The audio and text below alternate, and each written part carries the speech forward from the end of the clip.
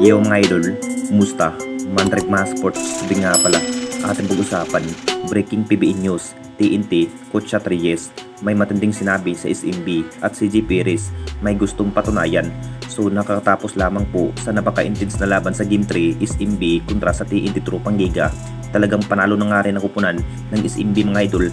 First quarter pa lamang po na parang kumpiyansa pa rin ang kupunan ng TNT Tropang Giga na matalo lamang ang kampo ng SMB. Lamang na nga rin na may 4 points ang TNT Tropang Giga dahil sa mga tres ni Calvin Octana. Pero pagdating sa second to third period mga idol, masasabing nabuhayan na nga rin ang SMB, patuloy pa rin ang nagiging upipinsa ni Abay Junmar Pardo sa mid area. Lamang na nga rin ng SMB kahit paano dahil kay Abay Junmar Pardo mga idol. Ito na nga rin ang dahilan noon kung bakit natalo nga ako po na ng Jing Kings dahil kay Abay Junmar Pardo ng SMB. Posibleng ang SMB na nga ba ang makakuha sa kampyonato ngayong Philippine Cup mga idol matapos ang laban kagabi na may sinabi na nga rin itong si Coach Reyes mga idol kung bakit natalo nga ang TNT Tropang Giga. Grabeng pamisikal na nga rin ng SMB mga idol kung bakit hindi masyado nakapag-score itong si RR Pugoy at Calvin Octana na may halong pantaraya na nga ba ang kampo ng SMB or sadyang malalakas lang talaga sa naging starting five ng SMB kung bakit natalo lamang ang TNT Tropang Giga.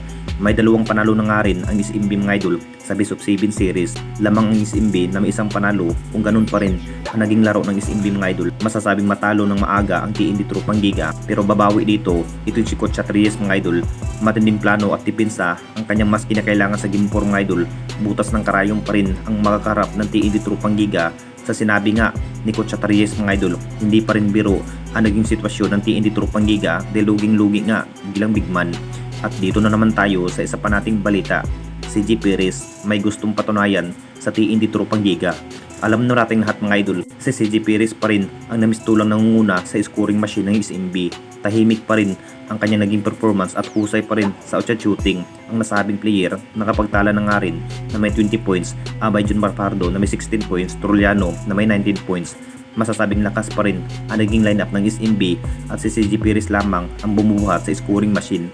Kung bakit nakakaangat nga ng SMB, ito pa rin ang hadlang ng TNT Tropang Giga mga idol.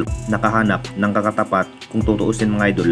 Lamang na nga rin ng SMB sa Bididria na may Muara Tatua at Abay Junmar Pardo.